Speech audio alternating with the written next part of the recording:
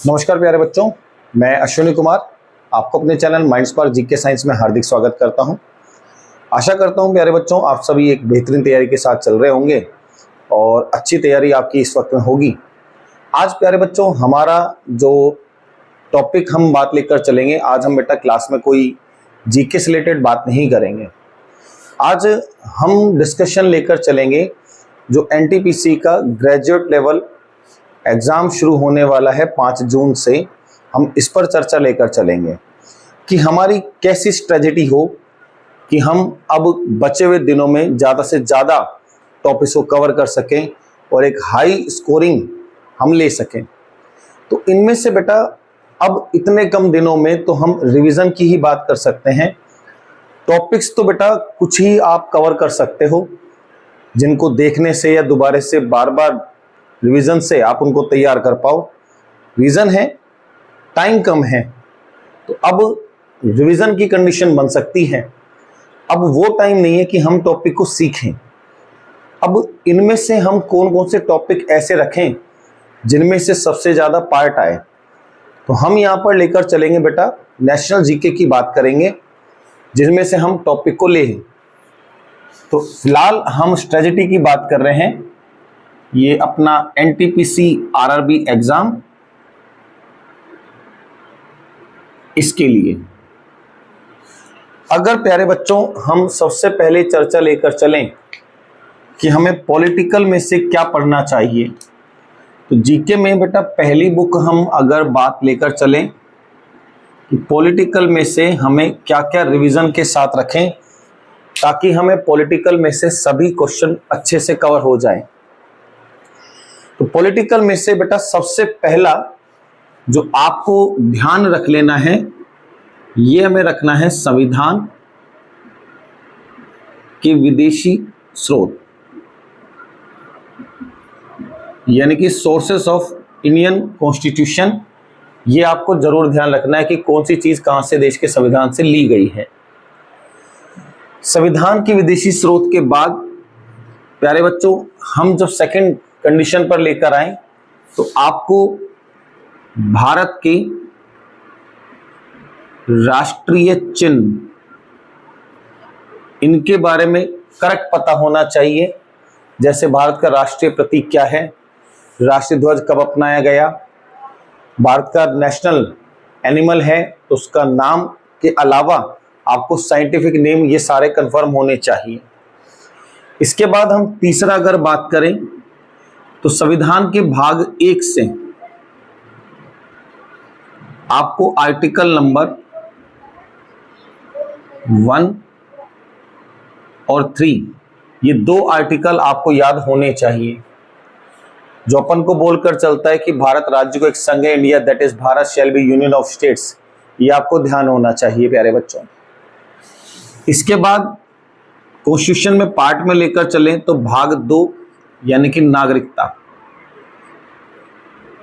कैसे नागरिकता ली जाती है, कौन कौन से पॉइंट्स आते हैं। लास्ट टाइम पर भी रेलवे के एग्जाम में क्वेश्चन था कि भारतीय नागरिकता अगर कोई विदेशी व्यक्ति लेना चाह रहा है तो कितने साल तक भारत में रहे कि उसको नागरिकता मिल जाए। तो सीधा सवाल, सीधा टॉपिक देखो और रिवीजन के साथ चलो। इसके बाद अगर हम बात करें बेटा भाग नंबर 3 की, तो भाग नंबर 3 हमारा हो जाएगा किससे रिलेट करता हुआ, मौलिक अधिकार, फंडामेंटल राइट्स। मौलिक अधिकार में से आपको जो आर्टिकल याद हो जाने चाहिए आपको, तो वो आर्टिकल हम रखें। एक आर्टिकल होना चाहिए 14, 15, 17, 18, 19, 21, 20। इसके बाद बात करें अपन, एक अपने पास 23, 29, 30 और 32, ये आपको ध्यान होने चाहिए। सीधे आपको याद होना चाहिए कि कौन कौन से आर्टिकल में क्या क्या चीजें आ रही हैं। नहीं हो तो आप अपने चैनल पर देखिएगा बेटा, कंप्लीट डिटेल के साथ है।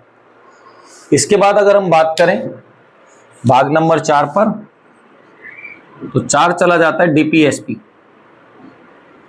डीपीएसपी से मैं अगर अपन लेकर चलें तो यहां पर आर्टिकल नंबर 36, 37, 40 41, 43, 44, 50 और 51।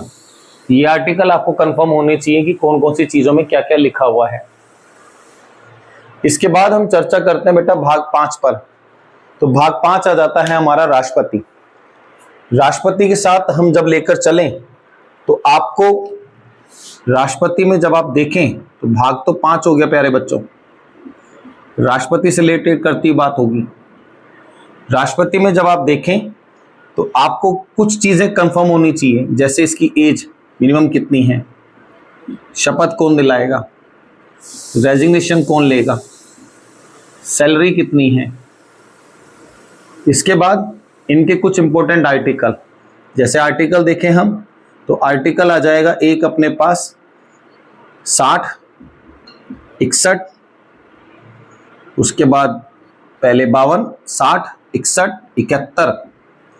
सेम इसमें बात लेकर चले 72, 324, 148, इसके अलावा 124, 123, 108 और ये कुछ आर्टिकल्स हैं जो आपको ध्यान होने चाहिए। साथ में बेटा राष्ट्रपति की आपातकालीन शक्तियां 352, 356 और 360। ये तो आपको 101% क्लियर होना ही होना चाहिए।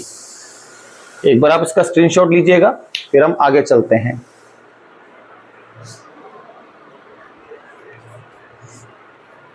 इसके बाद जब अपन देखकर चले प्यारे बच्चों, तो राष्ट्रपति के बाद इसके साथ राष्ट्रपति का चुनाव भी रखना बेटा, यानी कि इलेक्शन के साथ भी। अब यहां से नेक्स्ट अपना बन जाता है उपराष्ट्रपति। उपराष्ट्रपति की मिनिमम एज, सैलरी, वैसे तो सैलरी होती नहीं है उपराष्ट्रपति की, लेकिन हम देते हैं राज्यसभा का पदेन सभापति होने की वजह से 4 लाख रुपए। एज, सैलरी, इलेक्शन, ये आपको कम से कम इतना ध्यान होना चाहिए। इसके बाद बेटा कौन से हमें देखने हैं, इसके बाद आपको देखना है सुप्रीम कोर्ट। सुप्रीम कोर्ट में कुछ आर्टिकल तो रहेंगे बेटा 32, 143, ये तो रहने ही रहने हैं। लेकिन अभी करंट में सुप्रीम कोर्ट का सीजीआई कौन है, पहला कौन सीजीआई था, ये सब सुप्रीम कोर्ट के साथ लेकर चलिएगा। सुप्रीम कोर्ट के बाद अगर हम लेकर चलें तो आपको अब रिवीजन में लेना है बेटा अनुसूची। अनुसूची यानी कि शेड्यूल। 12 अनुसूचियां जो हैं उनको एक बार सरसरी निगाह से देखो कि कौन से अनुसूची में क्या लिखा हुआ है। शेड्यूल के बाद बेटा आपको इलेक्शन कमीशन देखना है, इसका रिवीजन लीजिएगा। इलेक्शन कमीशन के साथ बेटा आपको कैग देखना है। कैग के अलावा देखना है आपको CVC, central vigilance commission. CVC के साथ आपको बेटा फाइनेंस कमीशन देखना है। फाइनेंस कमीशन के अलावा आपको बेटा प्लानिंग कमीशन, पुराने वाला, अब तो नीति आयोग है, लेकिन आप दोनों देखकर चलो। प्लानिंग कमीशन यानी कि योजना आयोग, साथ में एनडीसी, नेशनल डेवलपमेंट काउंसिल, इसके अलावा नीति आयोग। इनका रिवीजन आप अच्छे से करिएगा। नीति आयोग के साथ अगर कंडीशन रखें तो अब सीधा सीधा स्टेट पर चले। अच्छा, इसमें अटॉर्नी जनरल ऑफ इंडिया भी देखिएगा बेटा, एजीआई जिसको अपन कहते हैं। इसके बाद हम चर्चा करते हैं बेटा स्टेट में, कि स्टेट में क्या देखना होगा। स्टेट में आपको देखना प्यारे बच्चों हाई कोर्ट। हाई कोर्ट के बाद आपको देखना विधानमंडल। विधानमंडल यानी कि विधानसभा, विधान परिषद। विधानमंडल के अलावा आपको लेकर चलना होगा बेटा राज्यपाल यानी कि गवर्नर। राज्यपाल के साथ अगर देखना चाहो तो बेटा एक जरूर ऐड कर रखना पंचायती राज। ये बहुत इंपॉर्टेंट है, सीधा आर्टिकल पूछता है। और कई बार बेटा पंचायती राज का जनक इस प्रकार से क्वेश्चन पूछे या कोर्ट से देगा किसका कहा हुआ है। इसके बाद पॉलिटिकल में ही हम रख सकते हैं बेटा पड़ोसी देशों से संबंध, जिनमें कोई समझौता हुआ हो, कोई बैठक हुई हो। जैसे चकमा शरणार्थी दिक्कत है बेटा भारत और बांग्लादेश के बीच में, रोहिंग्या मुसलमान समस्या है भारत और म्यांमार के बीच में। चाइना के साथ हमारे कैसे संबंध है, भूटान के साथ कोई अगर सम्मेलन हुआ है, जैसे बाडुंग सम्मेलन इंडिया चाइना के साथ है, तो ये सारी विदेश नीति के साथ चलेगा, पड़ोसी देशों से संबंध। तो इन टॉपिक्स को बेटा आप पॉलिटिकल में रिवीजन कर सकते हो। जितना जल्दी रिवीजन करोगे, जितने जल्दी फैक्ट्स निकालोगे, उतना अच्छा होगा। पॉलिटिकल के बाद अगर अपन चर्चा लेकर चले प्यारे बच्चों, एक बार आप इसका स्क्रीनशॉट ले लीजिएगा, फिर हम आगे चलते हैं।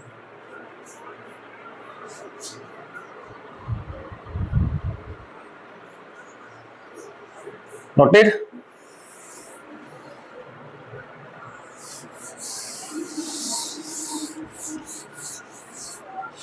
सेकंड नंबर पर अगर अपन बात करें प्यारे बच्चों, तो ये हम लेकर चलेंगे ज्योग्राफी के साथ, भूगोल के साथ। भूगोल में जब भी पहले बेटा शुरुआत करो, तो सबसे पहले तो बेटा भारत का भूगोल पढ़ो। भारत का भूगोल का मतलब बेटा सबसे पूर्वी बिंदु, पश्चिम बिंदु, उत्तरी बिंदु, दक्षिणी बिंदु। अंडमान निकोबार है, उसके पड़ोस में कौन? लक्षद्वीप है, उसके नीचे कौन सा देश आता है। भारत की कितनी देशों से सीमा लगती है, और इनको सीक्वेंस में याद करो। लास्ट टाइम पर भी एनटीपीसी रेलवे मेंस एग्जाम में क्वेश्चन पूछा था कि सबसे लंबी तीसरी सीमा किस देश के साथ लगती है। तो ये सब आपको भारत के भूगोल से दिखाई देगा। भारत के भूगोल का मतलब बेटा ये नहीं कि हम ज्योग्राफी तो भारत की पढ़ेंगे, भारत के भूगोल के अंदर जो टॉपिक अभी आपको बताए हैं, आपको ये देखने हैं। यानी कि बेटा सीमा देख सकते हैं आप, बिंदु देख सकते हैं आप, जैसे उत्तरी बिंदु, पश्चिम बिंदु, दक्षिणी बिंदु और ईस्ट का बिंदु। मानक समय देख सकते हैं आप। मानक समय के अलावा अगर आप देखना चाहें तो बेटा एक पॉइंट अपन बना सकते हैं कि भारत के तटवर्ती राज्य, साथ में आप रख सकते हैं सबसे बड़ा राज्य, छोटा राज्य, और इसी में ही आप ऐड कर दो बेटा जनगणना भी। जनगणना तो 2011 की, क्योंकि जब जनगणना 2011 लोगे तो बेटा क्वेश्चन बन जाता है सर्वाधिक जनसंख्या घनत्व। तो ये सब सारे पॉइंट अपन कहाँ रखकर चल लेंगे, इसके साथ ही भारत के भूगोल के साथ साथ। इसके बाद सेकंड जो मेजर टॉपिक आपके पास है बेटा, नदी आपको पढ़नी ही पढ़नी है। नदी में से आपको कंफर्म होना चाहिए सिंधु, गंगा, ब्रह्मपुत्र और प्रायद्वीप नदियां। ये तो आपको याद होनी ही होनी चाहिए, रिवीजन अच्छे से करना है बेटा।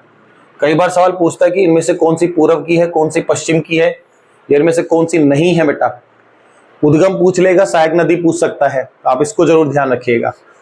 इसके बाद थोड़ा सा स्टैटिक का ही पार्ट बनता है, लेकिन अपन नदी के साथ रख लेंगे। आपको पता होनी चाहिए बेटा झील, झरने और राष्ट्रीय जल मार्ग, ये आपको कंफर्म होना ही होना चाहिए नदी वाले टॉपिक से। नदी के बाद अगर अपन बात लेकर चलें तो आपको बंदरगाह देखने बेटा। बंदरगाह के अलावा बेटा चौथा रखे तटवर्ती मैदान, यानी कि कोस्टल प्लेन। तटवर्ती मैदान के साथ साथ बेटा पांचवा मिट्टी का रिवीजन करना है आपको, कितने प्रकार की मिट्टी है। छठे नंबर पर फसल देखनी है बेटा। सातवें नंबर पर आपको देखकर चलना है क्रांति, फसलों से संबंधित। जो फसलों से संबंधित क्रांति वो देखकर चलनी है। आठवें नंबर पर अगर अपन चर्चा करें, जैसे बंदरगाह, तटवर्ती मैदान, मिट्टी, फसल, क्रांति, फसल से संबंधित, एक आपको देखना बेटा एनर्जी। एनर्जी का मतलब बेटा कोयला। कोयला के अलावा पवन ऊर्जा, सौर ऊर्जा, परमाणु ऊर्जा, ऐसी जो ऊर्जाएं हैं ये आपको देखनी है बेटा। 9th नंबर पर आपको टॉपिक लेकर चलना है हिमालय।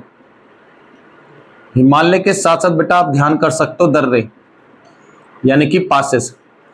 इतना तो आपको जरूर से जरूर रिवीजन कर लेना है बेटा, कि जल्दी से जल्दी इनको देखकर चलें। अब ये सब रिवीजन जब ही होगा बेटा जब ये वाले टॉपिक आपके सारे पहले से कंसेप्ट में क्लियर है। लेकिन फिर भी थोड़े बहुत कंसेप्ट में क्लियर है, थोड़े से और कर लीजिएगा। इसके अलावा अगर अपन लेकर चलें बेटा तो झील, झरने, नदी ये सब आ चुके हैं बेटा।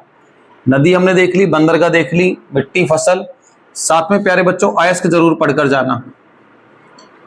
अयस्क यानी कि अगर समझ में नहीं आया तो बेटा लो अयस्क और एलो अयस्क।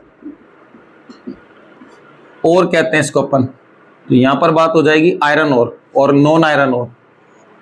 इसके अलावा 12th नंबर पर बेटा विश्व का भूगोल। विश्व के भूगोल में बेटा आपको महाद्वीप देखने हैं, तो हम एशिया यूरोप के साथ साथ 5 महाद्वीप और देखिएगा बेटा। उनमें से सबसे ऊंची चोटी, हाईएस्ट पीक, कोई नदी फेमस हो, कोई झील फेमस हो, कोई झरना फेमस हो, कोई स्ट्रेट हो, जलसंधि। जलसंधि तो आपको जरूर जरूर देखनी है। जैसे अभी हाल ही में आज ही एग्जाम हुआ है एनवीएस का, सीबीएसई ने एक एग्जाम कंडक्ट कराया बेटा, एग्जैक्ट ध्यान नहीं कि एनवीएस का किसका है, यूट्यूब पर अवेलेबल हो सकता है, किसी ने किसी कराया हुआ। क्वेश्चन पूछा गया था कि इनमें से कौन सा देश एशिया में आता है। अब इसके लिए अगर आपने अफ्रीका की अगर जलसंधि पढ़ी हो, बाब अल मंदेब, तब आपको पता चल जाता है यमन अपने पास एशिया में आता है और जिबूती से ये जलसंधि बनती है। जिबूती अफ्रीका का देश है, तो वो आप जरूर देखिएगा जिससे ये अपने पास हो जाए। एक बार आप बेटा इसका स्क्रीनशॉट रखो, फिर अपन आगे देखते हैं।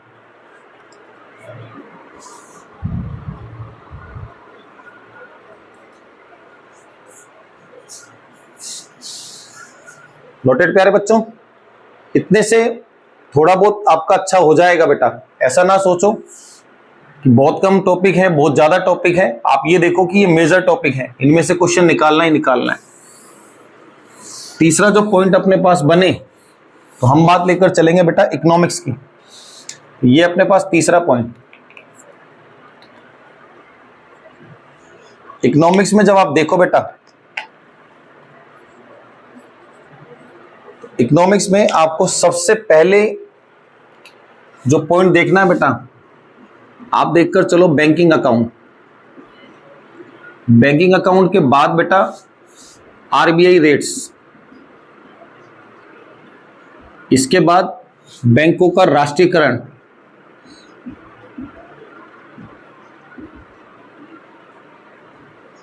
नेशनलाइजेशन कहते हैं इसको अपन, राष्ट्रीयकरण। राष्ट्रीयकरण के साथ साथ बेटा 4th नंबर पर आपको देखना है आरबीआई। आरबीआई का कौन गवर्नर, कब स्थापना हुई, नेशनलाइजेशन कब हुआ। 5th नंबर पर आपको देखकर चलना होगा बेटा, आरबीआई के बाद सेम कंडीशन बनाकर चलो, जैसे आरबीआई खत्म हो जाए तब आप पढ़ो आरआरबी। आरआरबी यानी कि रीजनल रूरल बैंक बेटा, ग्रामीण बैंक जिनको कहें। आरआरबी देखो। 6 नंबर पर इंश्योरेंस देखो बेटा, इंश्योरेंस आईआरडीआई सब इसी के साथ होगा बेटा, अलग से अपन नहीं डाल रहे। 7th नंबर पर बहुत इंपॉर्टेंट है पंचवर्षीय योजना, ये तो आपको जरूर जरूर करनी है। पंचवर्षीय योजना के बाद नंबर 8 राष्ट्रीय आय व अवधारणा। राष्ट्रीय आय अवधारणा के बाद नंबर 9 इन्फ्लेशन, मुद्रास्फीति और इसकी थ्योरी बेटा, ये आपको ध्यान करनी है। इसके बाद बेटा 10 मांग और पूर्ति, डिमांड और सप्लाई। 11 विभिन्न प्रकार के कर्व, मांग वक्र, गिवन कर्व जो अपने पास है, कोनजेट्स कर्व, ये सब आपको कर्व्स बेटा यहां के साथ चलना होगा। इनके अलावा 12th नंबर आपको देखना होगा बेटा, यहां पर देखकर चलो, जिसमें से एक अपन बात लेकर चल रहे रत्न, तो यानी कि महारत्न, मिनी रत्न, नवरत्न। महारत्न, मिनी रत्न, नवरत्न। इसके साथ अगर अपन रखें बेटा इकोनॉमिक्स में ही, तो 13th नंबर पर आपके पास आएगा इकोनॉमिक्स की डिक्शनरी यानी कि शब्दावली। ये वाला टॉपिक रखिएगा। और 14th नंबर पर अगर आप देखना चाहो इकोनॉमिक्स में ही, रत्न भारतन, डिक्शनरी, शब्दावली, कर्व, इन्फ्लेशन, पंचवर्षीय योजना। और साथ में एक आप रख सकते हो बेटा डिक्शनरी के बाद अगर अपन चर्चा लेकर चले तो यहां पर आप रखकर चलना MSME, micro small medium enterprises, और इनका पैसा भी। और 15th नंबर पर बेटा आपको खास याद करना ही करना है बजट। 2025 का भी रखो और इंटरिम बजट, दोनों बजट आपको यहां रखने हैं। इनके साथ एक बेटा नंबर 16 मुद्रा विनिमय, जिसमें आप M1, M2, M3, M4 ये वाली मुद्रा पढ़ते हो। थोड़ा सा लिख देते हैं, M1, M2, M3 ये वाली मुद्रा, इसको अपन मुद्रा विनिमय या मनी एक्सचेंज जिसको अपन बोलकर चलें। ये आपको इकोनॉमिक्स में टॉपिक के रिवीजन कर लेने हैं, जितनी जल्दी हो जाए उतना अच्छा बेटा। इसके बाद हम लेकर चलेंगे तो हिस्ट्री की बात करेंगे बेटा। आप एक बार इसका स्क्रीनशॉट लो।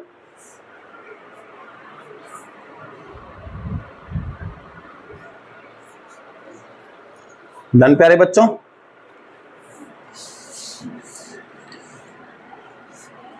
अच्छा, और ऐड करना चाहो तो 17 पर चेक और कुछ बेटा फुल फॉर्म्स जैसे एनपीसीआई, यूपीआई, बीम, ये भी आप इसके साथ एक्स्ट्रा लिख सकते हो बेटा। कारण इसका भी अभी हाल ही में आज ही पेपर में क्वेश्चन पूछा बेटा, जो सीबीएसई ने कंडक्ट कराया है। लैब असिस्टेंट के एग्जाम अब आने वाला होगा एनवीएस का थ्रू, ये आप जरूर रखिएगा बेटा। इसके बाद अपन लेकर चलेंगे बेटा, पॉलिटिकल हो गई, ज्योग्राफी हो गई, इकोनॉमिक्स हो गई। अब अपन यहां पर चर्चा करेंगे हिस्ट्री पर। तो नंबर 4 पॉइंट आएगा बेटा, हिस्ट्री पर बात करेंगे। हिस्ट्री में आपको शुरुआत कहां से करनी है, तो आप सबसे पहले पढ़ो बेटा गांधी युग पढ़े। गांधी युग पढ़ोगे तो उसके ईयर साथ चलेंगे। अब इसके ईयर को कनेक्ट करिएगा बेटा गवर्नर से, गवर्नर, वायसराय, प्रेसिडेंसी गवर्नर, ये वाले बेटा इसके साथ कनेक्ट करते जाओ। ये भी ईयर भी आ जाएंगे और साथ में ये भी दिखाई देंगे। तो कुछ गांधी युग में दिखाई देंगे बेटा और कुछ पहले के हो जाएंगे, तो इनको साथ लेकर चलो। 3rd नंबर पर अगर अपन बात करें तो महात्मा गांधी के बाद आप देखकर चलो बेटा धार्मिक सुधार आंदोलन। धार्मिक सुधार आंदोलन का मतलब बेटा, जैसे राजा राव मोहन राय ने कौन सा धार्मिक सुधार आंदोलन दिया, स्वामी विवेकानंद साहब का, विभिन्न डोरोजियो का। प्रार्थना समाज की स्थापना किसने की, थियोसॉफिकल सोसाइटी की स्थापना किसने की, ये वाला बेटा।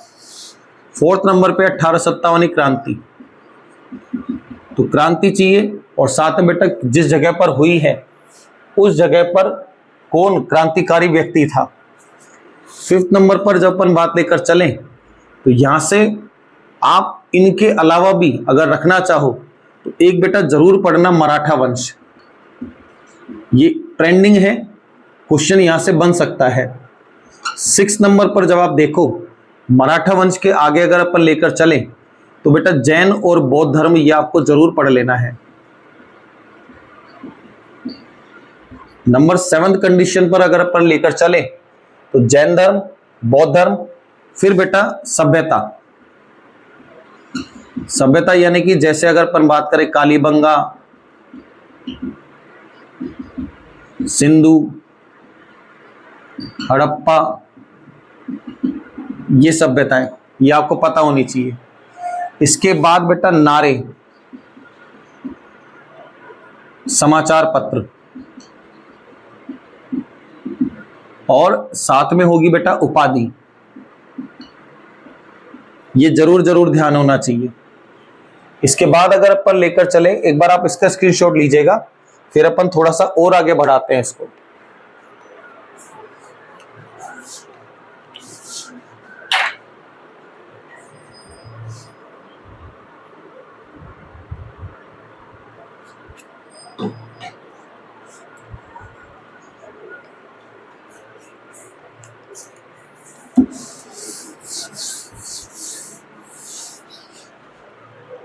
नेक्स्ट नंबर 9 पर आप रखना बेटा दिल्ली सल्तनत।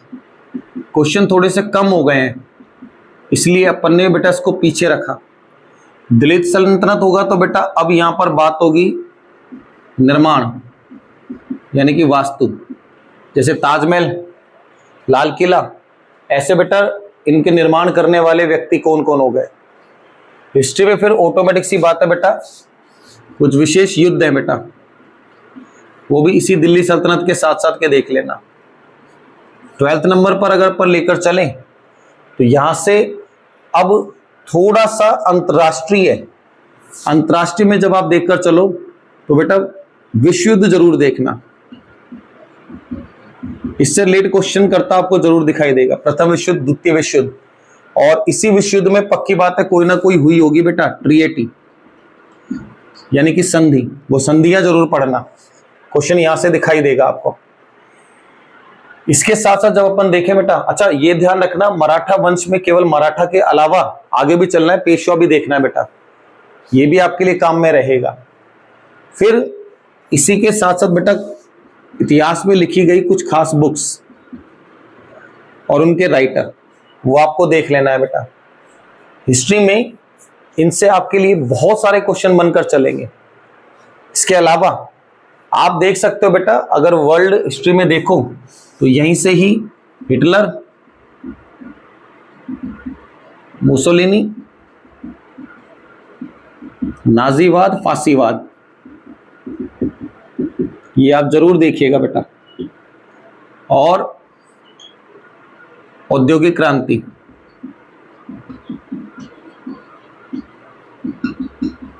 ये आप जरूर करिएगा बेटा। इनसे काफी हद तक आपका हिस्ट्री कवर होकर चलेगा बेटा। ये रिवीजन के लिए है बेटा, ये वो टॉपिक नहीं है कि जो हमें अब करने हो।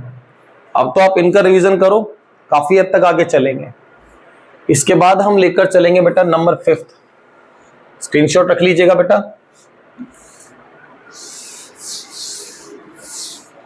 5th पर अपन बात लेकर चलेंगे बेटा स्टैटिक जीके। स्टैटिक जीके में आप देखो बेटा, तो सबसे पहला पॉइंट होगा बेटा गेम्स एंड स्पोर्ट्स, गेम्स लेकर चलना। अब गेम्स की पक्की बात है, इवेंट होने हैं। इवेंट देखोगे तो बेटा अगर कोई बड़ा होगा तो आपको मैस्कट देखना है, और वो गेम नेक्स्ट कहां होगा ये देखना है बेटा, बहुत बहुत जरूरी है बेटा। इसके बाद मेडलिस्ट जरूर याद रखना है, और इंडिया है तो इंडिया की रैंक और टॉप में कौन रहा, ये सब। गेम्स के बाद अगर आप बात करो तो आपको बुक्स देखनी है बेटा, कम से कम पिछले 6 महीने की देखो तो बहुत अच्छा, और अगर आप इसको 1 ईयर पर ले जाओ तो सबसे बेस्ट है बेटा।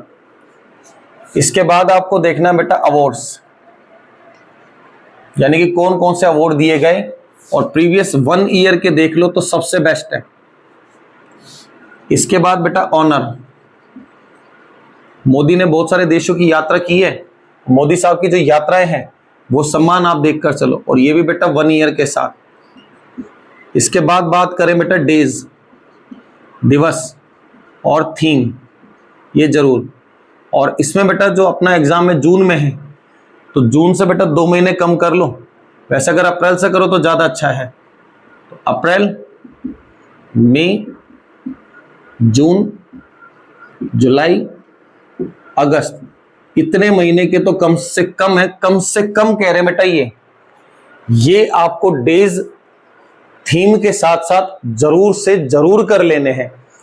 पीछे अगर हो जाए तो और भी अच्छा, कोई बड़ी बात नहीं। डेज बेटा नेशनल इंटरनेशनल दोनों चाहिए अपन को।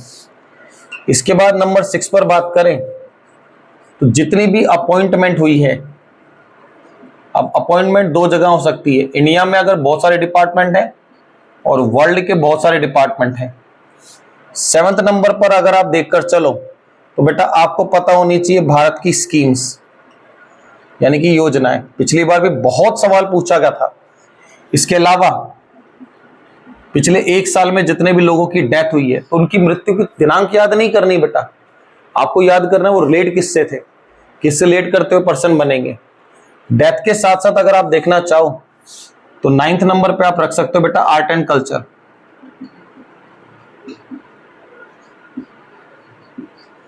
और 10th नंबर पर अगर अपन देखें तो days, award, art and culture, appointment, honour, award, books, games, साथ में आप रख लीजिएगा बेटा मिसाइल। युद्ध हुआ है तो पक्की बात है मिसाइल तो आपको पता होनी चाहिए। ब्रह्मोस हो गई, अग्नि हो गई, बराक हो गई, अपाचे हेलीकॉप्टर हो गया, बोइंग विमान हो गया, राफेल हो गया, कौन से देश से हमने लिए हैं, क्या क्या हमारे इनके साथ टाई अप्स हैं, ये सब आपका मिसाइल में दिखाई देगा। अच्छा मिसाइल कैसे, सरफेस टू सरफेस चलती है, एयर टू एयर चलती है, ये आपको जरूर जरूर बेटा आपको मिसाइल में देखना है।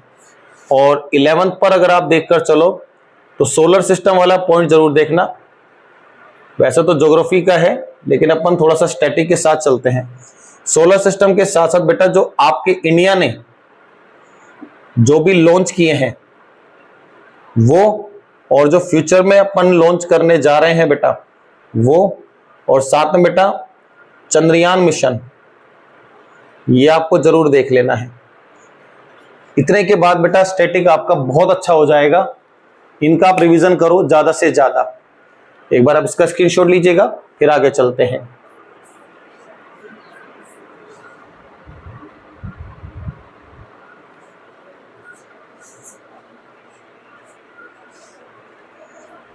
डन प्यारे बच्चों। तो जीके में तो बेटा इन सबसे अपना अच्छा हो जाएगा। अब सबसे मेन आता है कि हमें एग्जाम को अटेम्प्ट कैसे करना है। अब बात आएगी बेटा एग्जाम अटेम्प्ट की। एग्जाम जब आप देखो बेटा तो सबसे पहली बात ऑनलाइन एग्जाम में कुछ प्रॉब्लम्स है बेटा। ऐसे स्क्रीन आपके पास होगी और यहां पर बेटा आपकी फोटो होगी, यहां पर क्वेश्चन नंबर लिखे होंगे और यहां पर बेटा एक क्वेश्चन आएगा। तो ऑनलाइन में प्रॉब्लम है बेटा, एक बार में एक क्वेश्चन दिखाई देता है। सबसे पहला काम आपको करना है, अब आप एक चीज सोचो, इससे आपका क्या लेना देना, क्योंकि save next, back, clear response वो तो यहां है ना। तो आपको बेटा इस वाली स्क्रीन की आवश्यकता नहीं है। यहां पर एक आपको स्लाइडर मिलेगा, ऐसा सा बना होगा, आपको सबसे पहले इसी पर क्लिक करना है। इस पर क्लिक करने के बाद ये स्क्रीन पूरी जूम हो जाएगी, बड़ी हो जाएगी। क्योंकि रीजनिंग में बेटा कुछ क्वेश्चन ऐसे आते हैं, आपने गौर किया होगा, जैसे हैश दे देगा, 2 लिखा होगा, एट लिखा होगा, 3 लिखा होगा, फिर कोई सिंबल सा बना होगा, फिर माइनस बना होगा, फिर प्लस बना होगा। क्वेश्चन बहुत बड़ा होता है। बच्चे क्या करते हैं, माउस से लेफ्ट राइट करते हैं। मत करो बेटा, जितनी बार लेफ्ट राइट करोगे उतने में तो क्वेश्चन सोल्व कर लोगे। अब जब ये पूरा बड़ा सारा होगा तो ऑटोमेटिक सी बात है आगे चलते जाओगे। फिर उसके बाद बेटा ऐसा होगा कि आपको सबसे पहले पेपर में मैथ और रीजनिंग नहीं सोल्व करनी है। रीजन ये है बेटा, एनटीपीसी के एग्जाम में कोई भी फिक्स नहीं होता कि 10 क्वेश्चन मैथ्स के आएंगे, फिर उसके बाद 20 क्वेश्चन रीजनिंग के आएंगे। आपको जितने भी क्वेश्चन मिलेंगे बेटा ये सब जम्बल्ड होंगे, कि कभी मैथ का आ गया, कभी जीके का आ गया, कभी साइंस का आ गया, कभी कुछ स्टैटिक का पूछ लिया, फिर मैथ आ गया, फिर रीजनिंग आ गया, फिर जीके आ गया। तो आप सबसे पहले जब सोल्व करोगे, मान लो पहला क्वेश्चन रीजनिंग का ये वाला आ जाए, तो आपको वहां पर ही एक ऑप्शन मिलेगा, स्किप कर लीजिएगा। स्किप का तो ऑप्शन अपन बोल रहे हैं बेटा, आपको एक ऑप्शन मिलेगा नेक्स्ट का, आप नेक्स्ट करिएगा। जैसे ही क्वेश्चन जीके का आए तो उस जीके के सवाल को जल्दी पढ़कर जल्दी सोल्व करिएगा। रीजन है बेटा, जीके आपका टाइम बचाएगी, यानी कि जितनी जल्दी आप जीके को सोल्व करोगे वो सारा टाइम बचाकर आप कहां दे सकते हो, मैथ रीजनिंग में। उसके बाद आप क्वेश्चन को सोल्व करना शुरू करिएगा। फिर एक और चीज बेटा, अगर आपने रीजनिंग का क्वेश्चन देखा, जैसे जीके की सोल्व हो गए बेटा, इसके बाद आपने रीजनिंग के क्वेश्चन देखने शुरू किए और रीजनिंग का मान लो पहला ही क्वेश्चन आपको पजल दिख रहा है, तो पजल वाला जो क्वेश्चन है अपने पास है, इस क्वेश्चन के लिए कंडीशन ये रखना बेटा कि अगर पजल हो तो उस क्वेश्चन को भी नेक्स्ट कर दो, हम बाद में देखेंगे। आप सबसे पहले इजी क्वेश्चन अटेम्प्ट करो, जैसे कोडिंग डिकोडिंग हो गया। कोडिंग डिकोडिंग के अलावा बेटा आप डायरेक्शन डिस्टेंस देख लो बेटा, डायरेक्शन डिस्टेंस के अलावा बेटा ब्लड रेशियो देख लो। ये क्वेश्चन आप जल्दी अटेम्प्ट करो, जितना जल्दी यहां से निकालोगे फिर हम बाद में आने वाले वक्त में अपन पजल पर देंगे टाइम। कारण अगर पजल सोल्व नहीं हुई तो आपका कम से कम 2 से 3 मिनट खा जाएगी वो। अब अगर हो जाती है सोल्व तो बहुत अच्छी बात है, लेकिन जरूरी नहीं है बेटा हर कोई पजल बना सके। तो आपका पहला काम होगा, आप उन क्वेश्चन को अटेम्प्ट करो जो छोटे लिखे हैं और श्योरिटी से पूरे मार्क देकर चले। सेम ऐसा ही बेटा मैथ्स के साथ करना है। मैथ्स में आपको सबसे पहले क्वेश्चन वो उठाने बेटा अर्थमेटिक के जो आपकी स्पीड कैलकुलेशन की बहुत अच्छी हो। जैसे समय काम दूरी का ले लीजिएगा, प्रतिशत का ले लीजिएगा, ब्याज का ले लीजिएगा, या सिंप्लीफिकेशन के जो क्वेश्चंस आएंगे बेटा, इक्वेशंस दे रखी होगी, उन सभी क्वेश्चन को जल्दी करिएगा। उसके बाद अगर कोई क्वेश्चन थोड़ा पजल वाला दिखाई दे फिर देखना। अब जीके तो आप सोल्व कर चुके बेटा, तो यानी कि जीके में तो घूमोगे नहीं। अब आपको आवश्यकता होगी इस स्लाइडर की। अब इसको प्रेस कर दीजिएगा। अब यहां पर आपको वो क्वेश्चन दिखाई देंगे जो आपने अटेम्प्ट कर चुके हैं। जो अटेम्प्ट कर चुके हो तो ग्रीन कलर से दिखाई देगा, जो अटेम्प्ट नहीं किए हैं उनको आप क्वेश्चन को पुट करना शुरू करो। तो ऑटोमेटिक सी बात है, अब आप क्लिक करते जाओ और क्वेश्चन को उठाते जाओ। जीके का मिलेगा, जो आपको नहीं आया वो नहीं आएगा, क्योंकि कारण है बेटा, पड़ोसी तो बताएगा नहीं और हमारे ब्रह्मा जी आएंगे नहीं। कारण सरस्वती या ब्रह्मा जी तो बेटा उन्हीं का ही सहयोग करेंगे जिन्होंने पढ़ा है, बिना पढ़ने वालों का तो करने वाले नहीं है बेटा। तो ऑटोमेटिक सी बात है, आंसर कैसे भी नहीं आना जीके का। लेकिन अब आप सोल्व कर सकते हो, टाइम बच गया तो अपन पजल सोल्व कर सकते हैं, या फिर बेटा मैथ्स का कोई टॉपिक आपको लग रहा है कि शॉर्ट मेथड से नहीं तो लॉन्ग मेथड से, इस प्रकार से सोल्व करोगे तो 101% है बेटा आपका टाइम मैनेजमेंट जरूर बचेगा। टाइम मैनेजमेंट के साथ साथ बेटा आप उसी एक एग्जाम को कई बार में सोल्व कर लोगे, यानी कि कम से कम 2 बार तो पूरा पेपर पढ़ लोगे। साथ में बेटा आपको रोज कम से कम एक पेपर ऑनलाइन लगाना है इसी तरीके से, क्योंकि जब तक बेटा 4 या 5 बार इस तरीके से पेपर नहीं लगाओगे तब तक आपको रियलिटी में पता नहीं चलेगा कि आखिर में हमें पेपर सोल्व कैसे करना था। कारण है, मैं आपको कितना भी अच्छा सिखा दूं, कितना भी अच्छा बता दूं बेटा, आप करोगे वही जो उस वक्त में एग्जाम की डेस्क पर बैठने के बाद आपके साथ होने वाला होगा। लेकिन अगर मैं पहले से इस चीज की प्रैक्टिस करता चल रहा हूं तो 101% है बेटा आप वैसा ही करोगे जैसा आप प्रैक्टिस के साथ चल रहे हो। तो आशा करता हूं बेटा आप रोज एक ऑनलाइन एग्जाम लगाओगे इसी तरीके के आधार पर। ठीक है प्यारे बच्चों, आशा करता हूं बेटा एनटीपीसी का जीके वाला जो पार्ट है वो आपके सभी टॉपिक्स आपको दिख गए होंगे कि हमें किस किस का रिवीजन करना है, एग्जाम को कैसे अटेम्प्ट करना है। नेक्स्ट मिलते हैं फिर अपन एक नई वीडियो के साथ। तब तक बेटा चैनल को लाइक कीजिएगा, शेयर कीजिएगा, सब्सक्राइब कीजिएगा। और दिन गए बेटा सोने के, अब आपके दिन है बेटा जागने ही जागने के और रिवीजन करने के। अच्छी तैयारी जब आप लेकर चलोगे तो आप अपने परिवार का और आपका एक बहुत बेहतरीन भविष्य लिखने को हो।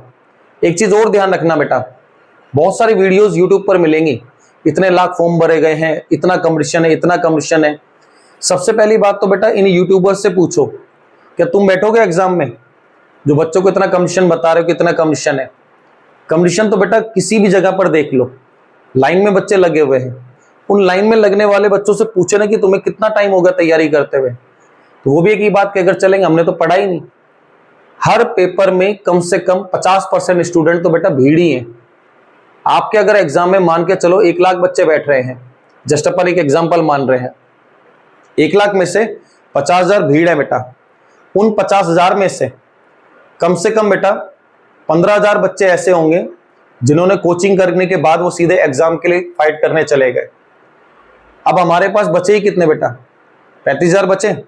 इन 35,000 में से बेटा सारे काट पीट कर भी अगर मैं रख दूं तो किसी भी जगह पर एग्जाम में फाइट करने वाले जो प्योर बच्चे होते हैं उनकी गिनती मात्र 5,000 में से ही आती है। अब आप कहोगे सर आपने तो 5,000 ही कर दिए, तो बहुत कम है। तो बेटा एक बात बताओ, अगर किसी जोन में वैकेंसी 1000 है तो कंपटीशन क्या सब में हो जाएगा? सब में तो पॉसिबल नहीं है। मेरिट तो वही लेगा ना जो टॉपर होगा, और टॉपर के लिए ऑटोमेटिक सी बात है बेटा, टॉपर लाखों में नहीं होते, टॉपर हमेशा हजारों में मिलेंगे।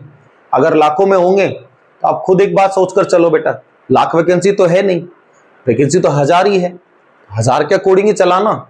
फिर एक और चीज बेटा, आप किसी का भी टेस्ट लगाओ, टेस्ट लगाने के बाद आपको देखना है कि टेस्ट में आपकी कमी कहाँ रही, किस टॉपिक में कमी रही, उसके हिसाब से लेकर चलो। और एक और चीज बेटा, कट ऑफ पर कोई डिस्कशन नहीं, कारण कट ऑफ लास्ट पर्सन होगा बेटा जिसके आखिर में आप कट ऑफ देखोगे। आपको हमेशा ध्यान रखना है कि मुझे मेरिट फाइट करनी है। मेरिट फाइट करने के लिए कम से कम आप ये आइडिया लेकर चलो कि कोई भी एग्जाम हो उसका मुझे 75% तो मार्क्स लेकर आने ही आने हैं। अगर 75% नहीं है तो ऑटोमेटिक सी बात है बहुत फर्क होगा। कोविड के बाद बेटा जितने भी एग्जाम गए हैं उन सभी एग्जाम का एक परफॉर्मा देखना। सब एग्जाम आज तक जितने गए हैं बेटा कोविड के बाद, उनकी मेरिट कम नहीं रही है, मेरिट हाई होती जा रही है। रीजन है कोविड के बाद सबको पता भी चल गया गवर्नमेंट जॉब की अहमियत क्या है। तो उन सब चीजों के लिए आप अब से तैयारी करना शुरू कर दो। अभी से अगर तैयारी शुरू करोगे बेटा तो 101% है आपका जरूर जरूर किसी न किसी जोन में, किसी न किसी रेलवे की पोस्ट में या कोई ना कोई सेंट्रल गवर्नमेंट या स्टेट गवर्नमेंट जॉब आप अचीव कर लोगे। ठीक है प्यारे बच्चों, धन्यवाद। मिलते हैं नेक्स्ट वीडियो के साथ।